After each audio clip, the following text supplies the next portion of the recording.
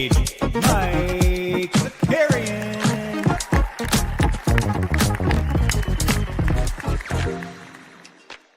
Good morning. What's going on, everybody? Welcome back to the NBA Bet. Hope you guys had a great long weekend. Hope you got outside if the weather was nice. You told some vets you loved them. I hope you had a great Memorial Day. All the things. A lot of hoops. Fun one last night.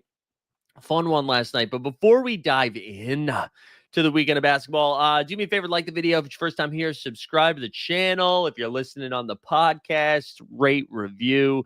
If you're not listening on the podcast, but you're here on the video, go download the podcast. Go download the NBA Bit. Also, we had a special holiday edition of Hoop Sense yesterday on the Count the Dings YouTube channel. You can also get that on the Hoop Sense podcast feed. That was a fun one.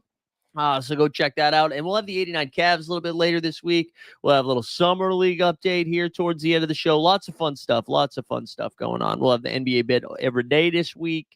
And then we're getting closer to off-season content, boys and girls. We're going to have some big changes, some stuff that I'm excited about. Starting with the off-season sometime in June, we will be doing the Bit twice a week.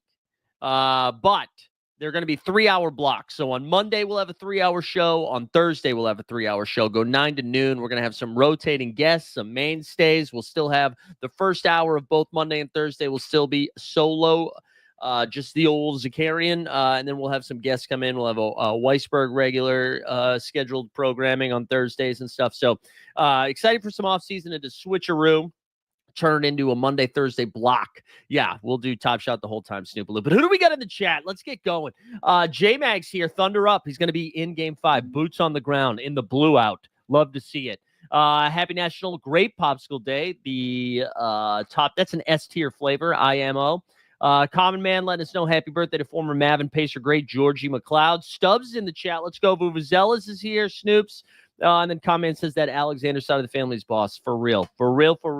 Let's talk about last night's game. I loved it. I thought that was great basketball. I thought it was great basketball all the way around. I will have the same take as almost everybody else, and that is would love to just not have it turn into a free throw shooting contest at the end. But we will get there when we get there because we need to dive into what OKC did. Chris Hundreds, let's go. Good to see you, sir.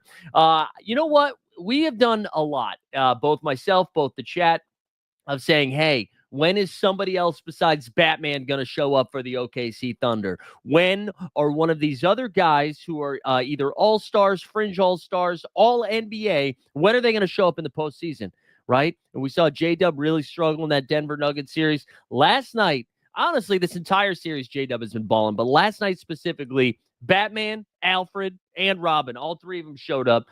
They balled out in this game. Let's look at some of the statistical analysis from last night in the 128-126 W for the OKC Thunder, who now are one win away from an NBA Finals. First time since KD, Hardon, and Russell Westbrook and Kendrick Perkins. This is a great game, man. And Chet Holmgren, I thought Chet, it said he only made 2 threes. I thought he had 3. I thought Chet played great basketball last night. I thought J-Dub was awesome. J-Dub finished the game 6 for 9 from 3 with 34 points and 5 dimes. He went 13 for 24 from the field. Shea was insane, man. 40 points, 10 boards, and 9 boards, and 10 dimes. I thought Shea was awesome in this game. And I know there was a couple of times where everybody was getting really mad. And I'm just going to say this. I am a Doris Burke fan. I just let the fans yell free throw merchant. We don't need you. We don't need you putting that into existence. You know, you don't need to fan the flame, Doris. Doris is just letting us know how online she is by saying that. Because I actually didn't think, I thought there was one call in the second quarter, I think it was early second quarter, where Shea, and I think that foul ended up being on Anthony Edwards, and Shea goes in, and it looks like there was a little bit of contact, nothing was called, and then Shea kind of finishes the move and just drops to the ground, and then the foul was called, and it was just too late, and so it looked really bad. But then I thought the very next possession, he actually did get fouled. Richard Jefferson called it out, where he got tangled up down low in the legs, and then they didn't call it. I didn't think most of those were bad, and I just don't. I think we're relying too heavily on. Again, I mentioned this last week, so I won't go the full rant. but it's like one person, like it's like when Borat said my wife, right? And then it was really funny to say it for a couple months, but then there was like a year where we're like, we get it, dude. We get it. However, my wife did come back. It seems like that. It seems like people who haven't even seen the movie Borat yelling my wife, but are pretending like they've seen it. That's what this free throw merchant stuff is happening. I don't hate the fans doing it in the arena, though. That being said, whatever you need to do to mentally get into their head, I'm fine with that. I'm okay with the Minnesota fans doing it. The discourse online is a little dumb. I thought that I thought Doris did a bad job. I also want to say there was one foul too that I think Minnesota fans were yelling about where Nickeil Alexander-Walker closed out on Shea and clearly fouled him, but Nickeil was just like, yeah, spin it. And it was so dumb. So dumb. So anyways, I thought those were pretty legit. Let's get back to the game after I did that. But look at that. 74, 95 points for the big three of Chet, J-Dub, and SGA. Caruso did more Caruso stuff. He had 10 off the bench. That was the only other guy to get in double figures. But I thought the story of this game was the turnover battles. OKC only turned it over 14 times compared to the 21 times that Minnesota turned it over. I thought that was the biggest difference. Yeah, you know what? I rarely give Nick Wright credit for stuff, and I think I'm only giving him credit because this was a take that I had for a while. But whatever. It's not about credit. I'm just glad to get out there. Nick Wright's take was that if a player does this, it should be binding. And that's just because everybody's tired of after every single play. Halliburton's so guilty of this too. Of just being like, oh, review it. That should be like calling a timeout. That once you do that, it's like binding. You got to do it. And I kind of like that. I think that's a fun take. Ricky Ricardo in the chat. Let's go. But anyways, I didn't mean to do that. That's what I meant to do. But I thought the turnovers were the biggest difference here. And honestly, shout out the OKC defense, because what they did to Anthony Edwards in this game was crazy. And normally when you see Anthony Edwards only take 2 freaking free field goal attempts in the first half, you were like, oh, he must be getting doubled the whole time. And he did see some doubles. Honestly, there's a great still shot of him getting a triple team at one point. But what I thought was so impressive is how Dort, Wallace, whoever was switching on to Ant, they were running through screens. They were just on him the whole time, picking him up from the second the ball was inbounded, just not letting him get any sort of space. And in the second half, he did get a little bit more aggressive, but that aggression also led to turnovers, which you just couldn't do. You couldn't get away with that in this type game. That ended up being the difference. Dante DiVincenzo, who, listen, we can talk about Zakarian taking some L's. Let's see if Twitter's actually working since it's been brutal lately. No, it's not. Twitter sucks, man. You can't search any of your tweets from the last couple of days. It's just, I don't understand. What happened? Did Tesla run out of money? What happened? How did this go down? Who could have saw this coming? Yeah, I can't see any of my tweets. But I tweeted out Dante DiVincenzo with the Spider-Man meme and Benedict Mathurin. Said DiVincenzo minutes, Mathurin minutes. Because I thought DiVincenzo was almost played off the floor. He has been so bad in this series. And credit to the Minnesota others in Dante and Nickeil Alexander-Walker, because when all that defense was thrown at Anthony Edwards, those other guys needed to step up, and that's exactly what happened. Nickeil Alexander-Walker, 9 for 15. He knocked down 5 triples. So did Dante. They combined for 10 for 16 from 3 off the bench. Dante had 21. Nickeil 23 and 6. Also, Terrence Shannon Jr., man, 9 points in 8 minutes. It is wild to see this rookie who barely was getting any playing time throughout the regular season, right? He was a fringe, at best, rotation player. You would need a couple of injuries for him to get in there. And now in 2 consecutive games, now he's not playing massive minutes, but he's having impactful minutes. I thought he's done an okay job defensively. He hasn't been hung out to dry. But for the rookie to be getting minutes over, everybody else on this roster, pretty nuts. And again, only 9, but it was really good. Maggie Carp said, can you call out former Naz Reid? 6th man of the year for not coming through ever for me when I have 50% of him on underdog. Yeah, Naz last night, what did he finish with? 11 points and 6 boards. He just doesn't seem comfortable out there. And I'm kind of surprised by it. I thought this would have been a decent matchup for Naz. I thought we were going to see some positive Naz Reid stuff, especially at home, but he just does not seem comfy. I thought he did a good job grabbing a couple of boards down there, but But man, this OKC team, I think the defense, the turnovers they created, I mean, that was the difference in the game. That was the difference in the game. Ant's final line, 16 points on 5 for 13 from shooting, 1 for 7 from 3. Oh, there you go. Common Man just put out the camp man in there. 1 for 7 from 3. Julius Randle, 5 for 5 and 7. I mean, and Randle only played 28 minutes.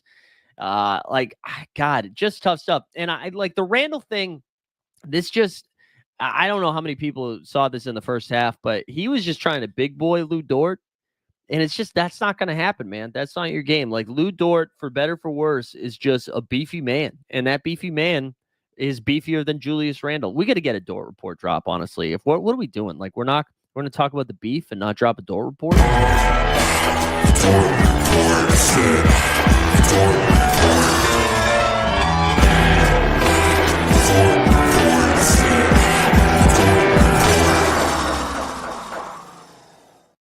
Now, we have plenty of time to lay rest to the Minnesota Timberwolves and have a funeral for them and say goodbye to them with Boyz II Men playing in the background.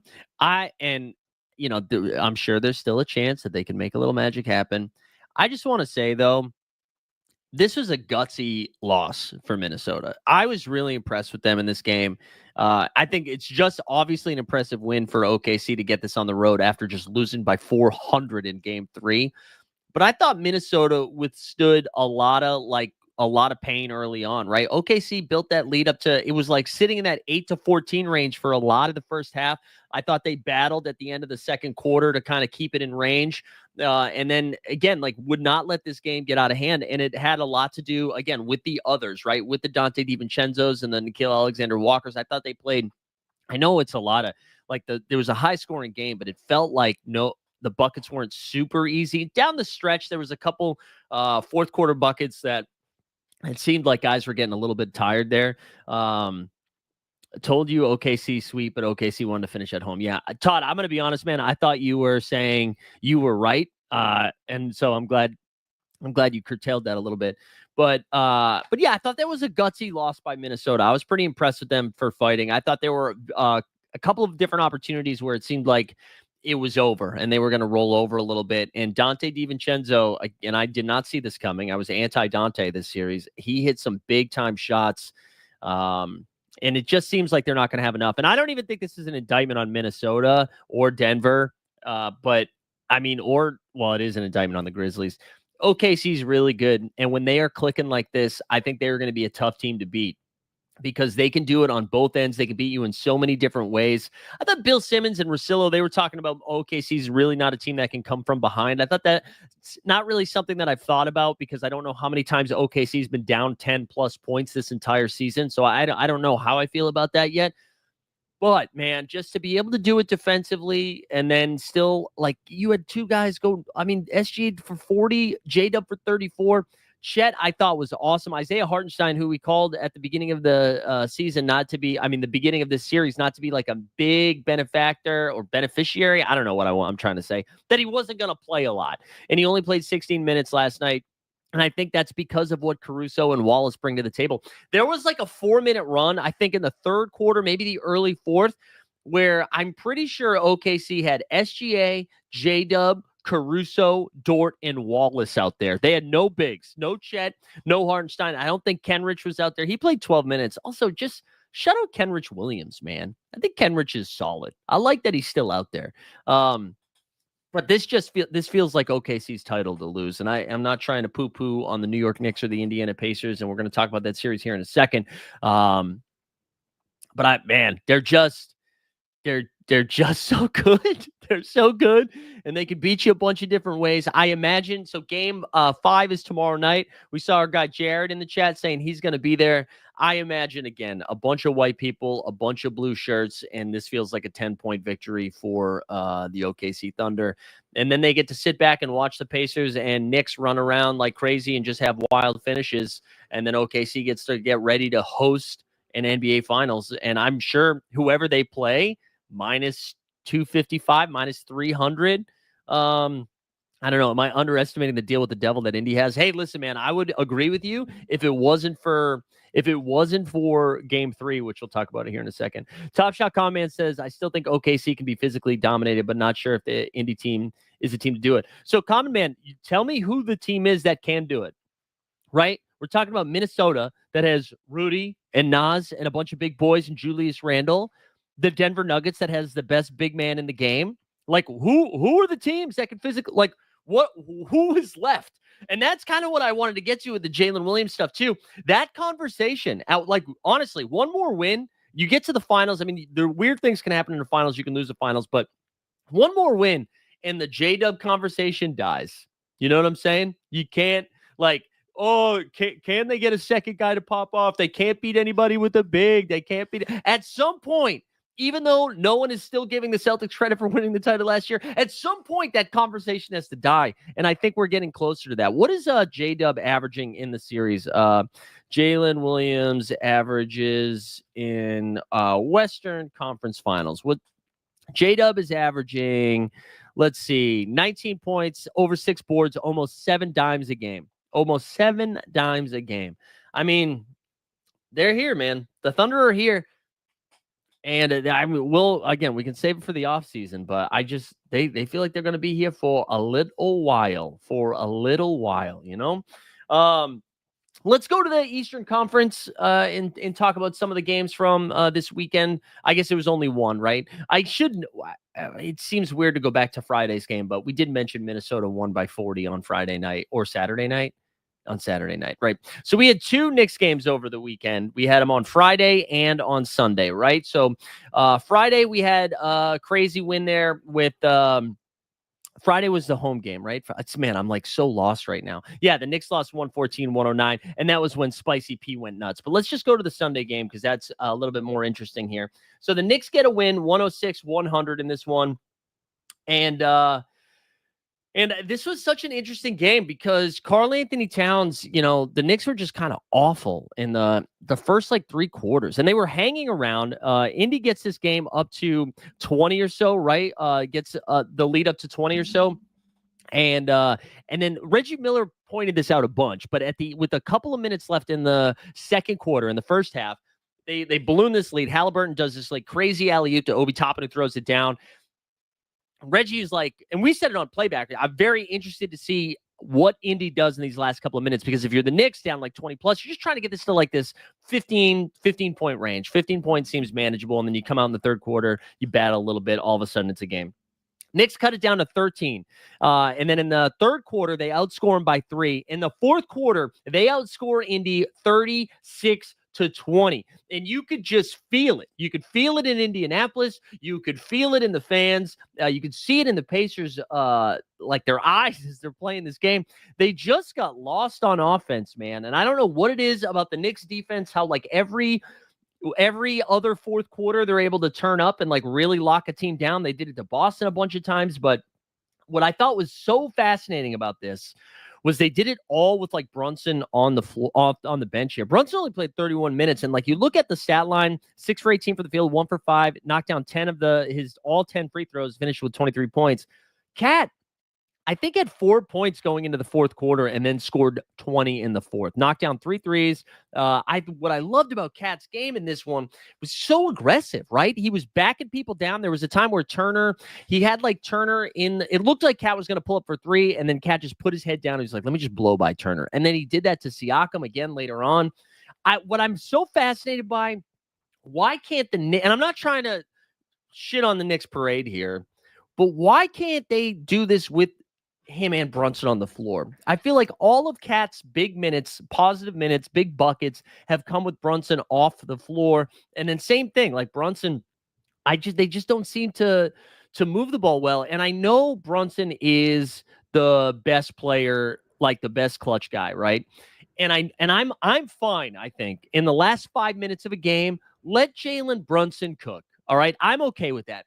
But I think the issue the Knicks offense runs into, and I don't think it is surprising that the Knicks went on this big run with Brunson mostly off the bench, the ball's just zipping around a little bit more. And I think getting more people touches earlier in the game gets them in better rhythm. Like you saw Mikal Bridges when Brunson got into foul trouble at the end of the first half. He got a little some action. Get OG some looks, like just get some rhythm. And then, of course, last 5 minutes, let your point guard get to his spots and get the stuff done. But I don't understand what's happening. And I can see Magikarp put it into the chat. I also agree that, like, defensively, it's just a terrible, terrible look when both of them are on there. Let me just see. So Cat and Brunson on the court together have been so bad, but only one on the court very good. I know there was some foul stuff here, but I think Tibbs knows it. Yeah, it is hard to give Tibbs credit. A friend of mine, Jeff Sorelli, he actually messaged me after the game, and he basically said that. He's like, I'm hesitant to give Tibbs credit on the adjustments because he was forced into the adjustments. But maybe somebody in there is looking at the stats and they're like, guys, we can't do it. Deuce McBride was so interesting in this game too because he played 15 minutes, right? But he's get 3 fouls in 90 seconds in the first half, but then comes out and plays great. Hit 4 free throws, 1 3, finished with 9 points. I thought he had pretty solid defense. Mitchell Robinson, man, 29 minutes. He started for Josh Hart.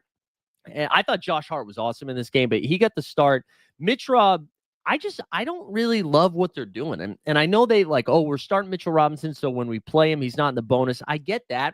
They played him like 10 minutes in the first quarter, and it was so clear that he was gassed. Like he's not built to play 30-plus minutes right now. He missed like almost the whole season, and then he came back and has to play like big, aggressive playoff minutes, right? Which I feel like those count as like 1.7. Like a 1 playoff minute is 1.75 regular season minutes. And I think they're asking a lot of him. Again, he's been solid, though. But when I look at this, Jalen Brunson, the only negative, the only plus-minus that finished in the minus of the whole Knicks team is Brunson. Now, granted, most of these are close. Bridges +2, OG +1, Cap +6. Brunson was a -6. You had Landry Shamet-Face in 11 minutes was +12. But anyways, that was a great game. It's been so fun to watch, man. The series has been awesome. I believe like the Knicks are or the Pacers are +2 on this entire 3-game series so far. So it's been very competitive basketball. We have game 4 tonight. Whatever. I am so surprised we haven't had any like 2 days off. All of these games are like every other game this entire series, which is crazy because if they both somehow end in 5, aren't we gonna have like a week off before the finals? Which is just so dumb. Like why didn't we think about this? But I don't know. How did you guys feel like this is that was a sustainable thing? One other point of interest here: Aaron Nesmith rolled his ankle in the third quarter, and that did kind of coincide with the Knicks getting a little bit comfier there offensively. It sounded like Carlisle had an incredible clip. I don't know if you guys saw this yesterday, but he was like, yeah, Campaign was one of their was a big time rotation player for them and hasn't been seeing the floor the last 2 games. Look at Carlisle goading them to get Campaign back into the game. That's the type of head game. I don't need Joe Mazzulla talking about I want to see blood on the floor. Call out Campaign that we want more Campaign. That's the energy I want from my coach. But Nesmith, they said Carlisle said that he should be good to go. Will be a game time decision, but probable. And it sounds like he's a little stiff, a little sore, but should be good. I thought he looked okay when he came back in the fourth. And they're going to need him obviously on both ends. Tesla said pretty crazy that Cat saved the best quarter of his career for the most pivotal moment. Yeah, I mean, it was a huge Cat performance. Huge Cat performance. Also a bunch of great memes. That no look pass that he did. He's just so demonstrative. It's been so good. Yeah, I was happy for Cat. I'm not saying I'm happy the Celtics lost. I'm not, but I am really enjoying not having a rooting interest in these games, just to sit back and enjoy basketball because this series has been fun, especially being in New York. Knicks fans are like losing their mind a little bit. Friends are just texting all the time. Just everybody's stressed out. It's been a lot of fun. Let's take a little coffee sip. Hold on. I still think I lean Pacers, man, but this feels like the Knicks. I feel like the Knicks could steal tonight. One of the things that was I did not love from the Pacers side of stuff. I think Halliburton is one of the best true point guards in the game right now. I think he's got very good, excellent A++ court vision. The 3-ball is a little streaky, but I think he's very good at getting people shots, getting good shots. I thought he kind of fell asleep at the wheel in the second half of that game. Let's look at his numbers, by the way. Like Siakam, after going for 40, was held for 17, only got up 14 shots, hit half of them. Hallie finished with 20 and 7, 2 for 8 from 3. 2 for 8 from 3, 7 for 15 from the field. Miles had 19. You got 12 from TJ on the bench. But I thought Halliburton in the second half, just like he can get this specific shot every single time if he wants. It's not going to the rack, and it's not a step back three. But he can get by that initial guy, or at least create a little bit of separation, and he hit it a couple of times.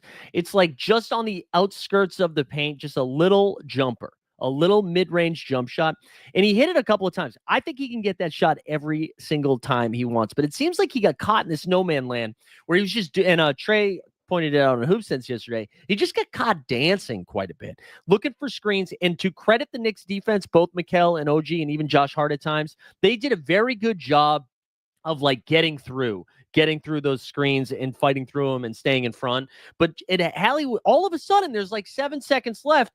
And I'm sorry I keep invoking the Boston Celtics, but it felt very similar to that, where it's like, okay, now we have to get into our offense with 7 seconds left. It's brutal. And so I think Halliburton needs to be a little bit more aggressive and just assertive with his decision-making, whether it is getting to that mid-range. I don't think he has to be scared to go to the rack. I know Mitchell Robinson and Cat are big boys, and Cat was the switch that kept happening a lot. Just go get up there. Tesla said, got to have the same energy for Ant yesterday. 13 total shots, 2 in the first half. Tesla, so we talked about this a little bit. You were late, and I think you were late on purpose because you didn't want to talk about J-Dub. I think that was probably, oh, there you go. You called it. You just wanted to avoid the J-Dub conversation, and I respect it. I'll go back to Ant here for a second. I actually, I get it. He probably needs to take a few more shots. 2 in the first half, and what essentially feels like an elimination game at home when you're down 2-1 is frustrating. I also thought he was making the right decision in a lot of those. And you see, like Dante and Nickeil Alexander-Walker and Jaden McDaniels ate because of it. They were throwing, I thought Dort and Cason Wallace and Caruso, when he was out there, were all doing an excellent job of either fighting through the screen when Ant was calling for it or switching so it wasn't too crazy. And Ant was getting doubled a lot. I mentioned the screenshot earlier of him just getting like triple teamed over in that corner. And so I thought he was making the right call. And then, like, I know everybody says they want him to take more shots. He did start taking more shots in the second half. He was way more aggressive, and some good came from it. But what also happened was the turnover started to pick up, and then that led to easy transition buckets for the Thunder. So I get that you want your guy forcing the issue. You want him to go out like Kobe. But I actually disagree. I thought it was frustrating for my financial bags to see Ant not do anything. But he finished the game here, right? So we said with 16 points, he had 5 turnovers. And I think most of those came in the second half. So I don't know. I go back and forth where, like, do you want to go down swinging with your best guy taking some shots? But you could see it when he was forcing it. You could see it. Back to Indiana, though. Yeah, Pops is free. John Halliburton, welcome back. He'll be in the building for Game 4 with a towel ready to put it in his face. Sounds like the Wolves need better role.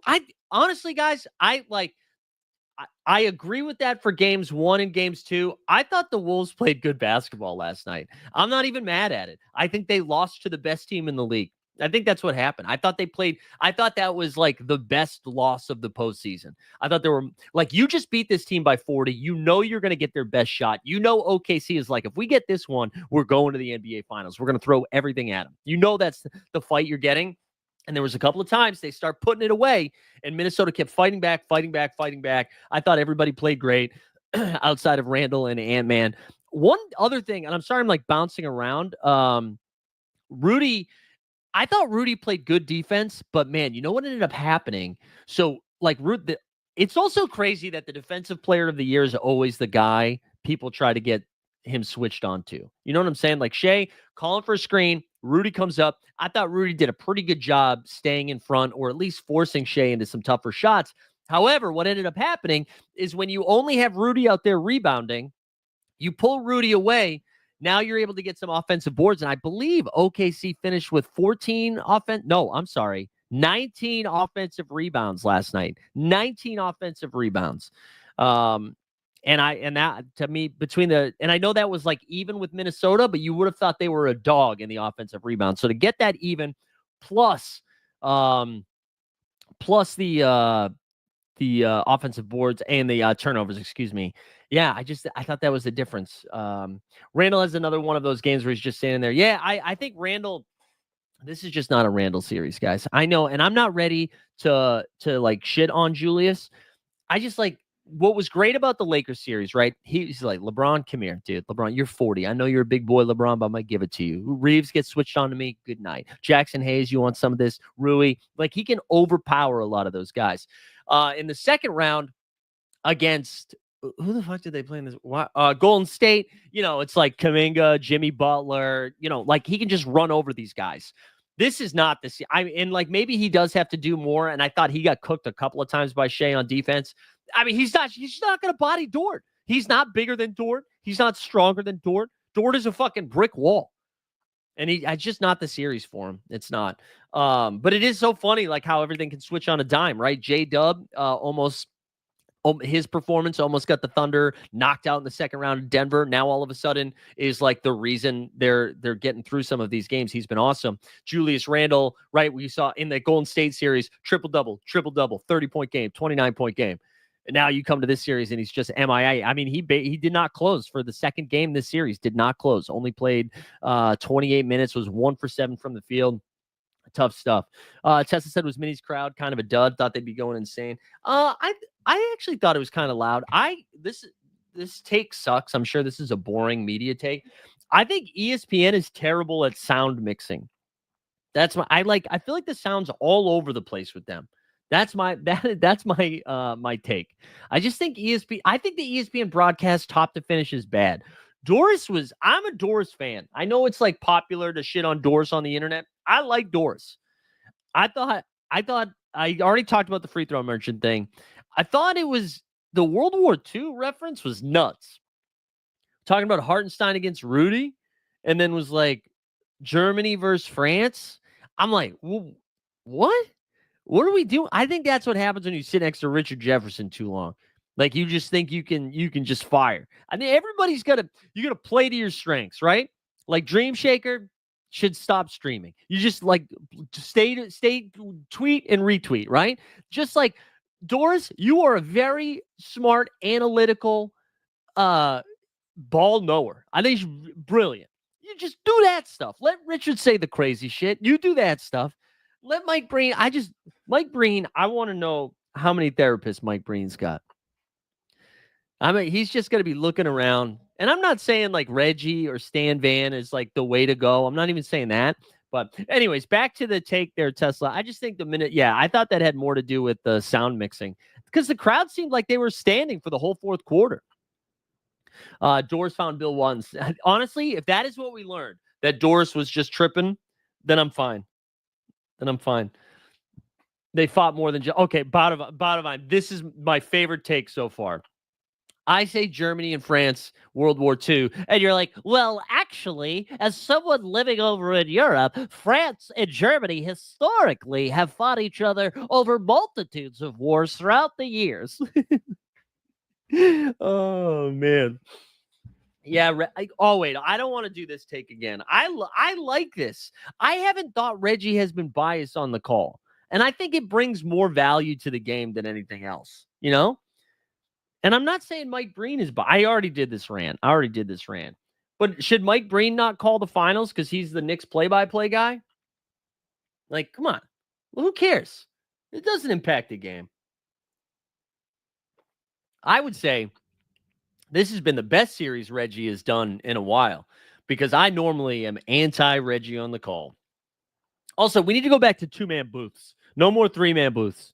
I'm not trying to get people out of jobs here. I know AI is coming and everybody's scared about that. Two-man booths. I think that's what we need. Or two-people booths. I'm not saying Doors should be doing it. Just two-people booths. But yeah, wild calls last night. Wild calls. The other thing, anything else on the postseason play? The other thing I was going to do, I saw Kevin Pelton had an article on ESPN about some potential free agents coming. And Man, this offseason stuff is going to suck, guys. It really is. It's not going to be fun. There's nothing exciting. There's nobody good. Everybody's just kind of, everybody's the same. Everybody's staying where they are. I was looking at some potential Kristaps Porzingis trades this morning. It's just going to be ugly, man. I was looking at Bleacher Report. Here are some deals that the Bleacher Report suggested for the Celtics. And I'm not even saying they're bad deals. I'm just saying this is what the options are. It's like Kristaps Porzingis for Moody, Guy Santos, Trace Jackson Davis, and Buddy Hield. And then the Celtics would have to move off some other players because that would be too many guys. One with the Chicago Bulls that I actually kind of like that I don't think the Bulls would do, where it was like Porzingis and the 28th and 32nd pick this season, plus a 2028 protected first-round pick from the Spurs for Nikola Vucevic, the 12th overall pick, and Dalen Terry. I don't think the Bulls would do that, but I'm interested in it. And then there was another one with the Orlando Magic that was Porzingis for Mo Wagner and Wendell Carter Jr. Okay. There was one with the Pelicans, which I don't want either. The one with the Pelicans was Kristaps Porzingis and Peyton Pritchard for Kelly Olynyk and Herb Jones. Just like ugly, ugly stuff. But anyways, here are some of the free agents and like where they stand. This is Kevin Pelton over on ESPN, just in case you're not watching and you're listening here. So like a lot of these dudes, like all-stars with options, unlikely to move, right? So LeBron's going to player option. Harden's going to player option. Kyrie's going to player option. Randall's going to player option. Freddie Van is a team option, but it sounds like all of those guys are staying within their team. Sounds like everybody there is staying put. Fred VanVleet's an interesting one because it's a team option. Like maybe he gets moved around. I don't really think that's happening. Kyrie, I'm sure is staying because he's not coming back until January. The Pistons won too. I'm sorry. The Pistons won for one more KP deal. I knew I was forgetting one. Pistons one was Simone Fontecchio and Marcus Sasser for Kristaps Porzingis. Another awesome one. I want to see one more good guy on the Magic. Hopefully they can do something. I actually didn't hate that Orlando deal for the Porzingis deal for Orlando. They would still need to go get one more guard, but I like the idea. Like you still have Isaac off the bench as a backup big. There's another, you got Goga Batazzi on there as a backup big, and Porzingis does stretch the floor. They're so desperate for shooting. If you knew they were going to get another guard that could shoot the ball plus Porzingis, I actually do kind of like that deal. Really think they're giving Fred VanVleet that $40 million bag. I think they really like what Freddie does there for Houston. They've already kind of alluded to it so far this postseason that they were going to bring him back. I think if Houston is out, because there's two things that could happen. If they want to make a big superstar deal and they need some contracts to make that happen, Fred VanVleet having like a $40 million deal makes that very doable, right? And especially because it's an expiring contract. This is the last year. So if a team is moving off of a superstar, Giannis Antetokounmpo, you're going to need that $40 million of Freddie Van. You know what I'm saying? So that's why I think I could like that a little bit better. And you're low on Herb Jones. No, I'm just high on Peyton Pritchard. I like Herb Jones. I really do I think Herb Jones is awesome. I don't really want them to get rid of Peyton Pritchard yet. I think Peyton Pritchard is legit. I don't want them getting rid of Peyton Pritchard. Also, Herb Jones, low-key injury risk here. This is like 2 seasons in a row where he's missed a ton of time. And Orlando is getting whoever Detroit doesn't keep. I agree with that take as well. All right, anyways, let's keep going. Proven starter in his prime. This is tier 2. So Miles Turner, here we are again in Miles Turner in trade/free agency rumors. Miles Turner, unrestricted free agent. Sounds like he's going to stay put, though. I don't really see him actually going elsewhere. I think he's a good fit. I don't think he's going to require too much money. Indiana will start getting into salary cap hell at some point, but I don't think we're there yet. I think he stays back. Yeah, that is true. That is true, Common Man. Regulator said Garland and oh, wait, did my mic go off? No, you can hear me, right? Garland and Norman Powell to the Nets.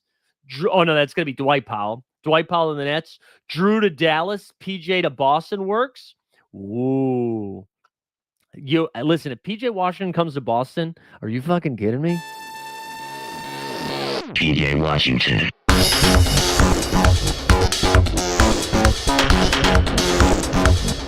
PJ Washington.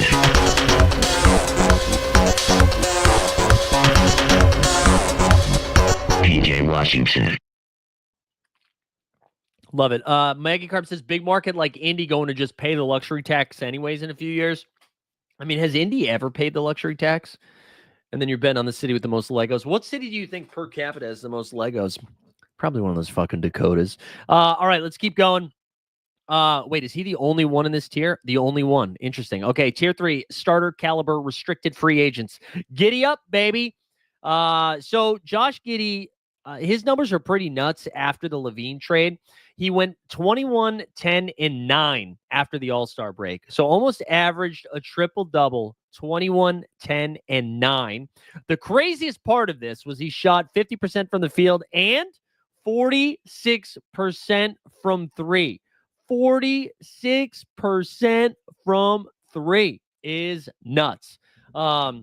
That's probably not sustainable. But it does. Yeah, I agree with this. The most Chicago Bulls player ever. Like, you give Josh Giddey the money and you'll be out there winning 40 games a year. I do like Giddey, though. I am a Giddey fan. I thought this was a great point by Kevin Pelton, though. He said, because few teams have cap space, Chicago should have leverage in negotiations. So on a different year, Giddey probably gets way more money. But no, I don't think that's happening this season. Top Shot, Hot Shot, you got to rewind, man. We just did it. Quentin Grimes, yeah, let's get him back to Dallas. He's also a restricted free agent here. I got to tell you, though, with Philly getting that third pick, right? If they keep the third pick, which it sounds like they're going to, I was listening to Sam Vecini, though, who put out some on the Game Theory pod, which is pretty good. He's doing team recaps for everybody. I like it. Mentioned that because they get the third pick, they're going to have to pay that person a little bit more. They could now try to trade the third pick to Brooklyn for Cam Johnson in the 8th pick, or to New Orleans for Cam Johnson. For Herb Jones in the 7th pick, or I might have gotten those backwards. But I don't necessarily think that's going to happen. And Quentin Grimes now might have earned himself a payday. Averaged 21 points, almost 22 points per game. I thought that was pretty nuts. But yeah, possible fits. They were saying the Brooklyn team, Charlotte, if they want to do it, whatever. All right, Mr. Kuminga, we already know he's a sign and trade. I have no idea where he goes. Again, Brooklyn just being one of the few teams that has money is always a landing spot potential. I also saw this one, which I thought was kind of interesting, with the Warriors, a little sign and trade to get Vucci Mane over there. I thought that was kind of interesting. And then Keon Ellis was another guy that came up. He has a team option. If Sacramento does not keep Keon Ellis, if I'm a good team, I'm trying very hard to go get Keon. I am a big Keon Ellis fan. I think he's great. I like Keon Ellis. I think you should go after him. If they get rid of him, though, are they going to give up 175 points a game? He's the only guy on their roster that plays defense. You're going to run out Malik Monk, Keegan Murray, who, by the way, they have to pay Keegan Murray soon. And after that De'Aaron Fox deal, and it got real muddied in the offense for him. And I thought he really took a step back. I don't even know how much of it was his fault, because they're just straight up playing without a point guard. No disrespect to Malik Monk. He's not a point guard. So man, we get to light the beam for 1 year, and then it was just straight dumpster fire. Dorian Finney-Smith here, he's got a player option. He's got to go back, right? DFS has to go back. He's playing 75 minutes a game for the Lakers. They have no big, and I think he likes playing with Luka. Brolo, Mr. Brook Lopez, if the Pelicans are trying to win now and committed to Zion, 2 bigs, that's kind of gross. I hope he doesn't go to New Orleans. But Brook Lopez probably not coming back to Milwaukee unless he just really wants to stay in Milwaukee and he gives Milwaukee a discount. I mean, he's probably made enough money at this point. Regularly said DeRozan to the Heat for Wiggins. I mean, they do need some defense. Kuminga would fit with what the Jazz are doing. That's actually a good point. What are you getting back from Utah, though? I mean, Utah's probably not. Is it like John Collins? John Collins in a sign and trade for Kuminga? Does that work if Collins opts into his player option? I don't know. All right, Chris Paul sounds like he's going somewhere else. Actually, Common Man, I don't know how you feel about CP3, but Dallas has been rumored to be scooping up the old 40-year-old. I thought it was nuts that Chris Paul played all 82 games this year. I did not pay attention to that. 82 games is nuts at age 39. But it's been made pretty clear that the Spurs are going to be taking Dylan Harper with that second pick. So it sounds like CP3 is going to be on the outs. And I imagine if he goes to a team, he's going to try to go to a competing team. And I bet he would go for cheap at this point in his career. Dallas just needs somebody to dribble the ball, not named Spencer Dinwiddie. So I think CP3 would make a ton of sense there. I think that's pretty fun. Al Horford's an unrestricted free agent, and I really don't know what Al does. Al is approaching his 39th birthday. I think like there's a world in which he takes a real discount to just play one more year in Boston if he really wants to stay. I think it's probably a coin flip if he retires or not. Financially speaking, wouldn't mind if Al retired and then like join the coaching staff or something for the Celtics anyways. I don't really see him just going to another competitive team.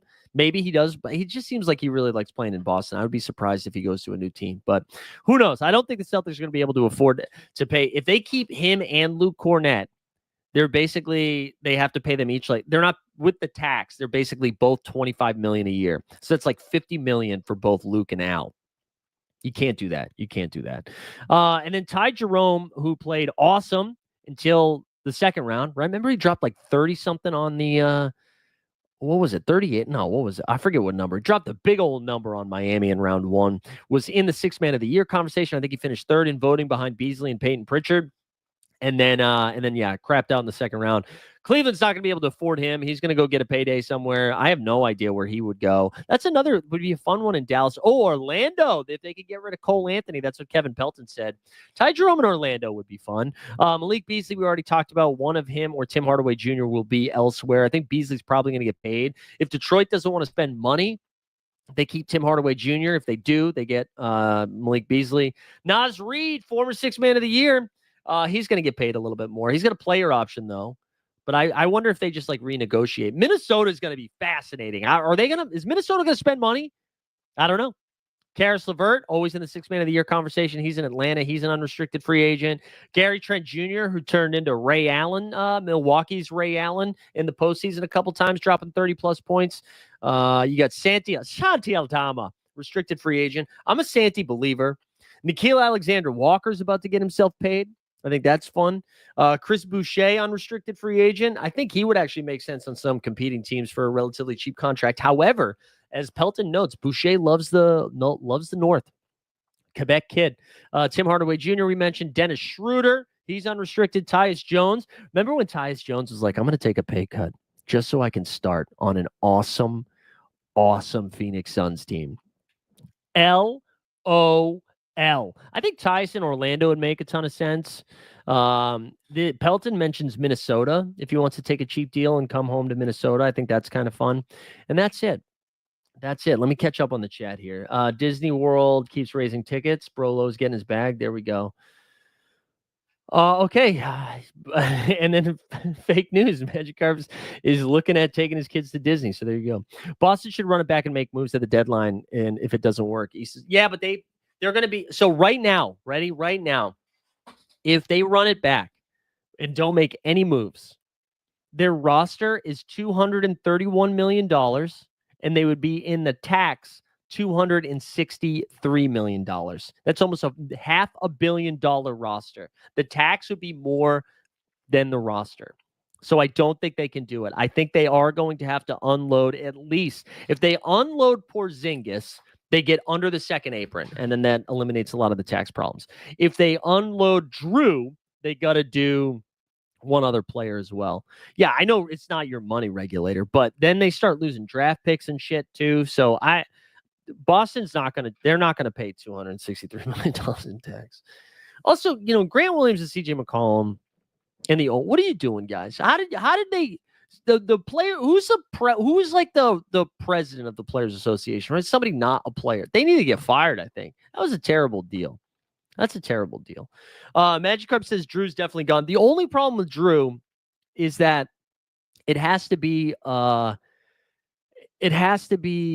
like other assets are probably going to be attached. So you're going to have to give up like a pick to get rid of Drew, because I just think there's too much money, too many years. I agree with you that he's definitely gone, but it means they're moving off of a first round pick as well. But like, I like that idea that Regulator put in the chat earlier about potentially PJ Washington getting to Boston for Drew. I like that. I love PJ's game. I really do. I think when PJ's not required to do a lot, it's good. Let's play the drop again. Let's do the PJ. Well, who cares? You know what I'm saying? This is my show. PJ Washington.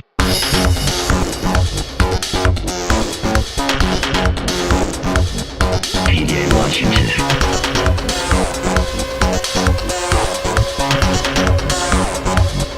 PJ Washington. Drew Holiday for Corey Kispert, who says no. No JB for I don't want to trade Jaylen Brown. I hate everybody that says trade Jaylen Brown. I mean, I don't hate you, but I love Jaylen Brown. I know Celtics fans are torn on it. I know the media, or not the media, but like just normal fans hate Jaylen Brown. Although, Common Man, you're trying to get him to your team right now. I love JB. I'm a JB truther. I want him to retire a Celtic. I do.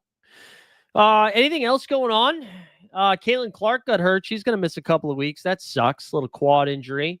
Liberty are still kicking some ass. That's fun. We got 2 Splash Sports contests tonight for for Game 4 Knicks Pacers. We got a $10 and a $5. I guess we have a $25 too, but I don't think anyone's going to do that one. That's what we got going on. Did I miss anything else? You guys have anything else? Bodivine says whoever lands Drew Holiday will probably win the chip. Maybe. Last regular season basketball game tonight against, I forget what the team name is, Old Heads or something. Last one. It's a 7:00 game, though. Thrilled about that because then I'll also be able to watch most of the Knicks Pacers game afterwards. But last game, I sprained my thumb over the weekend, so that'll be fun to see how that looks.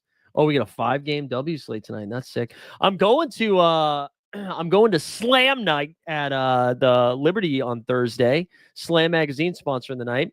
I think they got a Seafoam. The Seafoam made the cover, but it's against the Valkyries. It's against the expansion team. So Libs against the Valkyries.